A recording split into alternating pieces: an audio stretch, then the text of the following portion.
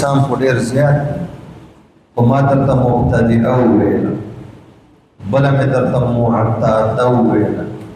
بله مې درته ضاله وویله بله مې درته متخلله وویله او بله مې درته متحیره وویله او متحیره کې مې بیا متحیره بزمان وویله متحیره بالعدد وویله متحیره بکلیهما وویله اوس وایي چې موږ خو په کتابونو کې وویل چې د مستحاضو انواع مختلف دي او دلته چې دا درې حکم راغلي اول غسل لکل صلاتین دا د چا دپاره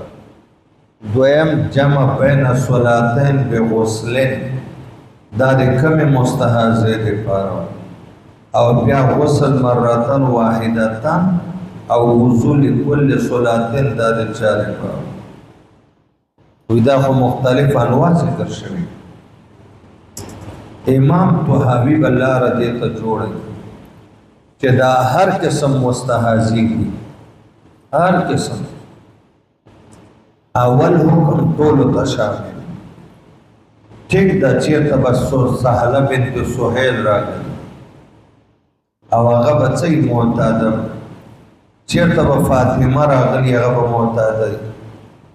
چېرته به زینب راغلی هغه به مبتدعه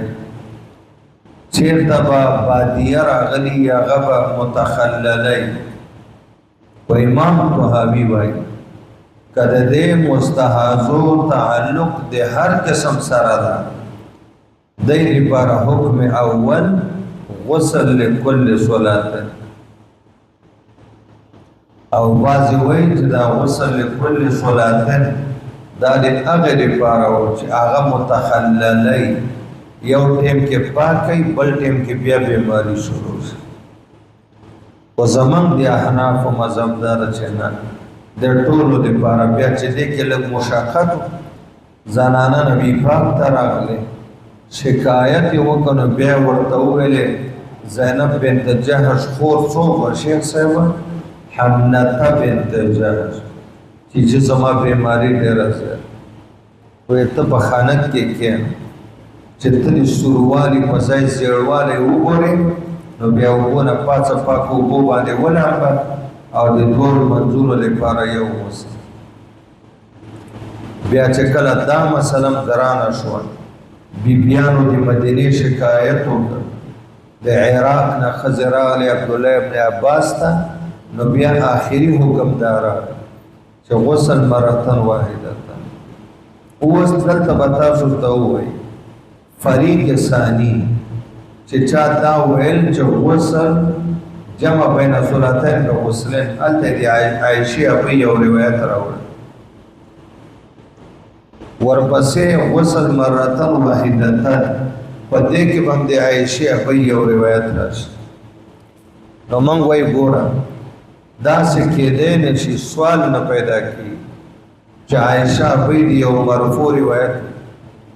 او بیا د هغې نه قصدن عمدن ارادتن مخالفت وي تاسو خو ویلي درایت الحدیث چې راوي که عمدن مخالفت وکړي عدالت د راوي ختمي او چې عدالت ختم شو روایت نه کوي نو چې شاته اول روایت کوي د غسل د جمع بین صلاتین لپاره او بیا غسل مرتن واحدتن امور ته پته ده چې هغه وړاندې روایت منسوخ شوی الجمع بین صلاتین بغسلین روایت څه ده که منسوخ نه وی نو مور بیبي به غسل مرتن واحدتن او وضو لکل صلاتین روایت نه کوي او من به خبر همدې ته جوړو چې مستحاضه که مبتدعه ده مستحاضه که معتاده ده مستحاضه که ضاله ده که متحیره ده که ټولو لپاره آخري حکم غسل یو ځل چې انقطاع د ایام الحیض راشي او بیا د هر وخت لپاره اودس احناف هر مانځه لپاره اودس شوافع وایي فمنها أن تكون مستحاضة قد استمر بها الدم وأيام حيضها معروفة. ګوره د حیض ورځې معلومې دي چې شپږ دي یا اووه دي یا څلور دي. سبيلها أن تدع الصلاة أيام حيضها ثم تعصل وتتوسع بعد ذلك. ومنها أن تكون مستحاضة لأن دمها قد استمر بها فلا ينقطع منها ولا ينقطع عنها وأيام حيضها او ایام هغه د حیض ورځې دینه غلطی شوي هیرې شوي ورته معلومې نه دي. څنګه ښځې ته خاوند وایي د حیض څو ورځې وي ما ته پته نشته، د میاشتې اول کې که آخر کې وایي ما ته پته نشته ده. قد خفيت عليها فسبيلها حکم د دې مستحاضه أن تعتزل لكل صلاة لأنها لا يكفي عليها وقت يحتمل أن تكون فيه حائض. هر ټایم چې په دې راځي دا احتمالي چې دا د پکې حایضه او دا په پاک کوي او مستحاضه فيحتاج لها فتؤمر. نو په تقاضا د احتیاط او تقوا نه فتوا، احتیاطاً علاجاً ورته حکم ده چې ته هر مانځه ته غسل کوه چې دا وینه د سر بند شي. ومنها أن تكون مستحاضة قد خفيت عليها أيام حيضها ودمها غير مستمر. ماشاء الله ودرېږه چې ما ته ته ویل چې یوه داسې چې متحیره بالعدد والوقت خاوند وایي حیض دې په کوم وخت کې وي، د میاشتې اول منځ اخر وي پته نشته، څو ورځې پته نشته،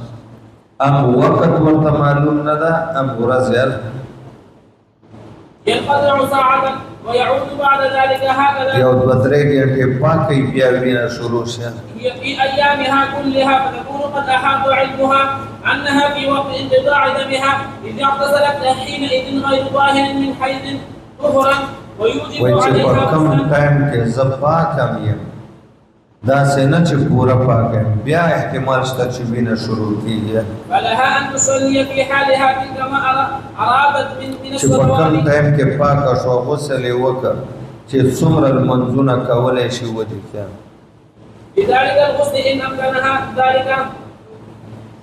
وایه که نه فلما وجدنا المرأة قد تكون مستحاضة بكل وجه من هذه الوجوه التي په هر قسم کې چې وي له دغې اقسام مذکوره ونه مختلفة وأحكامها مختلفة. د دې معناګانې مختلفې دي. د مبتدئې معنا د مستحاضه د معتادې نه بدله ده، د معتادې د متحیرې نه مختلفه ده، د متحیرې د دوالې نه مختلفه ده او احکام مختلف دي. یوې ته غسل لكل صلاتین ویل، بلې ته جمع بین صلاتین بغسلین او بلې ته غسل مرتين. ولم نجد في حديث عائشة رضي الله عنها ذلك بيان استحاضة الګا د دې ټولو باوجود چې اسم بدل،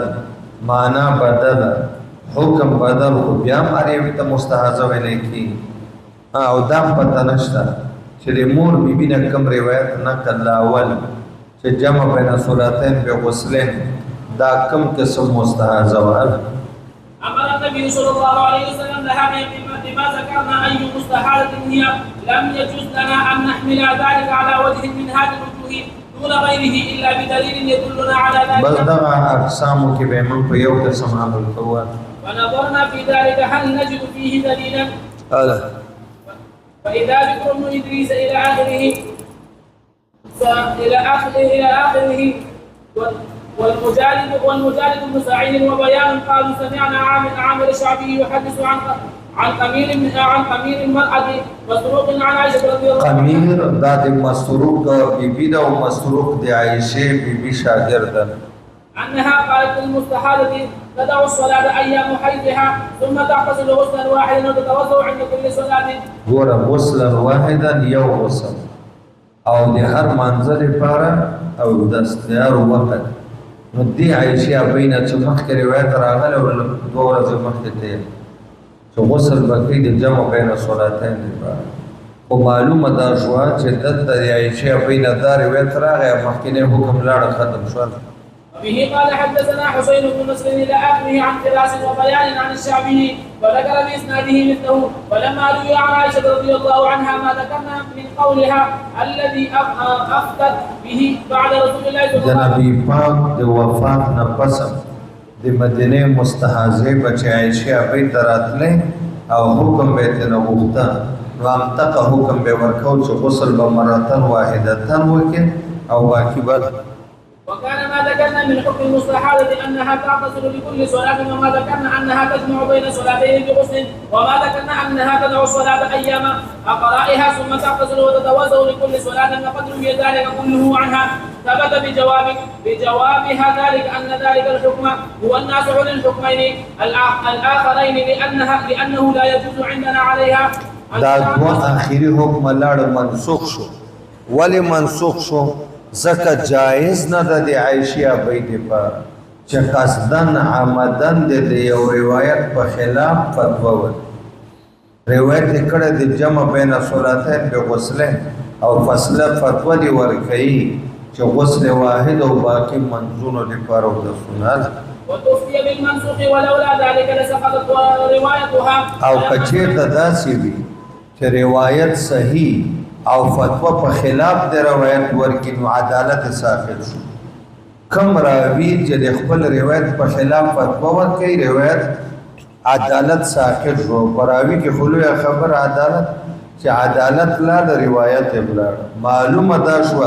چې مور بیبي فتوا زکه ورکړي د غسل مرتن واحدتن او وضو کل صلاتین جمع کې دواړه حکم دا ورته معلوم دي چې دا منسوخ شوی دی. فلما ثبت ان هذا بس دا سي بند کېږي دا خو ما سبا دې کدا